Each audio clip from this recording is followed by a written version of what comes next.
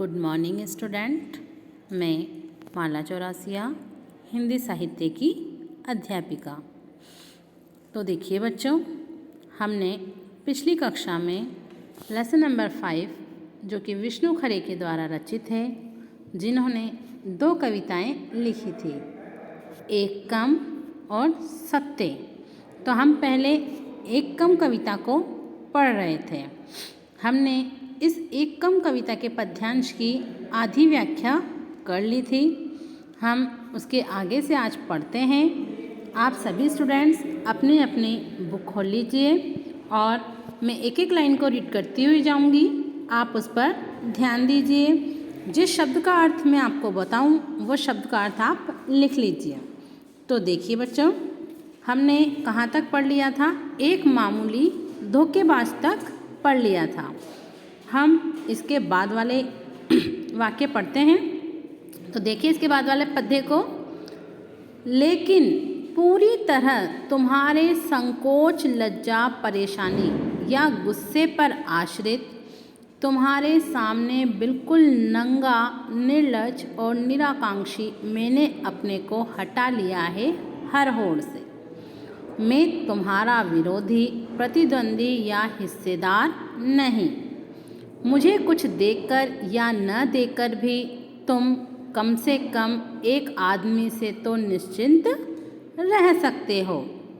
देखिए क्या बोल रहे थे इसमें एक कम कविता में। कवि किसकी बात कर रहे थे? अमीर और गरीब व्यक्तियों के अंतर का वर्णन कर रहे थे। तो इसमें बताया गया है कि जो अब हम इसका प्रसंग बनाएंगे तो कैसे बनाएंगे कि इसमें बताया गया है गरीब व्यक्ति किसी के जीवन संघर्ष में बाधक नहीं बनता है। तो फर्स्ट लाइन देखो, लेकिन पूरी तरह तुम्हारे संकोच, लज्जा, परेशानी। यहाँ एक शब्द आया है संकोच। तो बच्चों इसका अर्थ है झिझक, ठीक है। उसके बाद आया है आश्रित। आश्रित का अर्थ है निर्भर, यानी हम किसी पर निर्भर हैं, किसी के सहारे हैं। यहाँ एक शब्द और है निर्लज, तीसरी लाइन में। तो निर्लज का अर्थ है लज्जा रहित। अगला देखो, निर्लज के आगे निराकांक्षी लिखा हुआ है। निराकांक्षी का अर्थ है इच्छा रहित, अर्थात जिसे किसी चीज़ की इच्छा न हो वो कहलाता है निराकांक्षी। तो आप बच्चों निराकांक्षी का अर्थ लिखो इच्छा रहित। अगला है प्रतिद्वंदी। प्रतिद्वंदी का अर्थ होता है विपक्षी, यानी विरोधी। अगला देखिए लास्ट लाइन में लिखा हुआ है निश्चिंत, यानी बिना किसी चिंता के। निश्चिंत कहते हैं बिना किसी चिंता के। तो देखिए कवि किसकी बात कर रहा था यहाँ पर कि भीख मांगने वाला जो व्यक्ति है वो क्या कर रहा है। हम जब भी अर्थ करेंगे हम ऊपर वाले अर्थ से लाइनें निकालेंगे, उसके बाद ही हम इस अर्थ पर आएंगे। अर्थात हम ऊपर वाले अर्थ को लेकर नीचे वाले अर्थ की व्याख्या करते हुए चलेंगे। तो कवि कहता है कि भीख मांगने वाला वह व्यक्ति हाथ फैलाकर हमारे सामने आता है और क्या घोषणा करता है, क्या बोलता है कि वह पूरी तरह लाचार है। उसे भीख मांगने में, अब देखिए बच्चों आ जाइए अपनी लाइन पर, लेकिन पूरी तरह संकोच, लज्जा, परेशानी। लेकिन उसे भीख मांगने में कोई संकोच, लज्जा और परेशानी नहीं है। क्यों नहीं है उसे परेशानी बच्चों? क्योंकि जीवन यापन हेतु वह कोई गलत तरीका नहीं अपना रहा है, अर्थात वह कोई चोरी, लूटपाट नहीं कर रहा है। वो भीख मांगकर अपना पेट भर रहा है। या गुस्से पर आश्रित, वो कह रहा है चाहे आप गुस्सा करें परंतु वह पूरी तरह आप पर ही आश्रित है। या गुस्से, चाहे आप गुस्सा करें पर वह पूरी तरह किस पर है? आश्रित, आप पर ही आश्रित है। तुम्हारे सामने बिल्कुल नंगा, निर्लज और निराकांक्षी। इस तरह वो कैसा व्यक्ति हो गया है? इस तरह वो एकदम बेपर्दा, अर्थात जिसमें किसी भी प्रकार का कोई पर्दा नहीं है, कोई शर्म नहीं है। आकांक्षा, निराकांक्षी यानी बिना किसी चिंता के,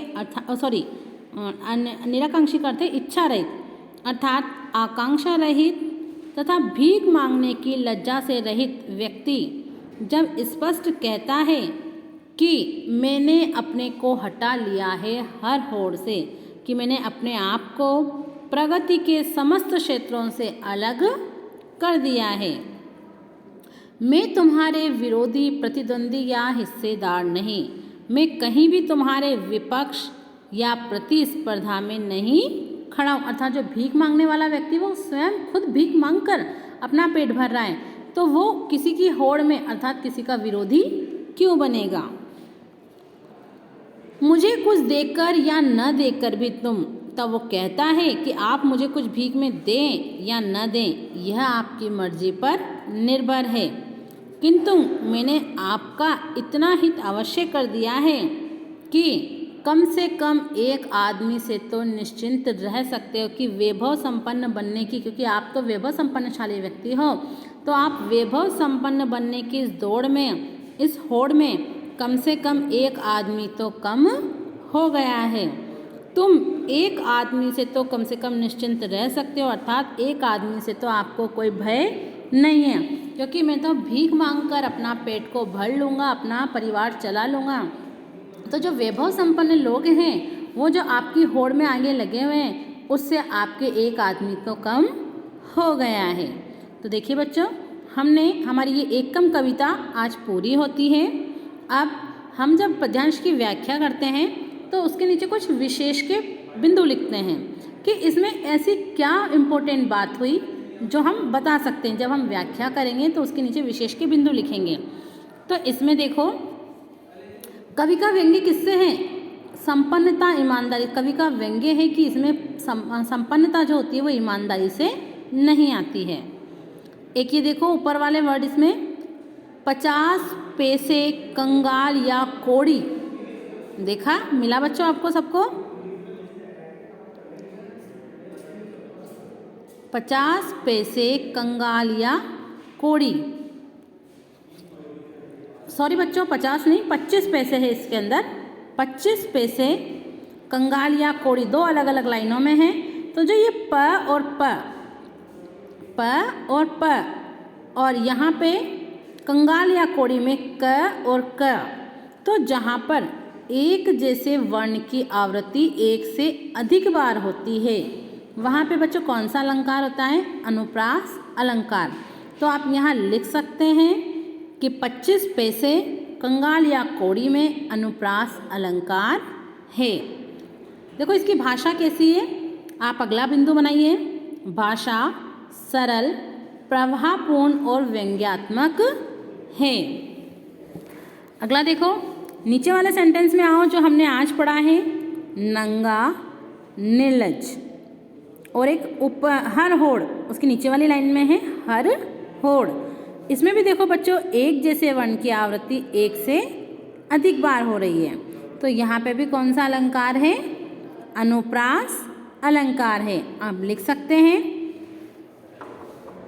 इसमें किसका वर्णन किया गया? अगला अगर हम बिंदु बनाना चाहेंगे तो धनी यानी अमीर व्यक्ति का और निर्धन यानी गरीब व्यक्ति की बीच का वर्णन किया गया कि गरीब और अमीर के बीच में जो अंतर आया है, अर्थात गरीब और अमीर व्यक्ति, स्वतंत्रता के बाद में जो अमीर और गरीब होते हुए व्यक्तियों का जो अंतर है उसका वर्णन उन्होंने इसमें किया है।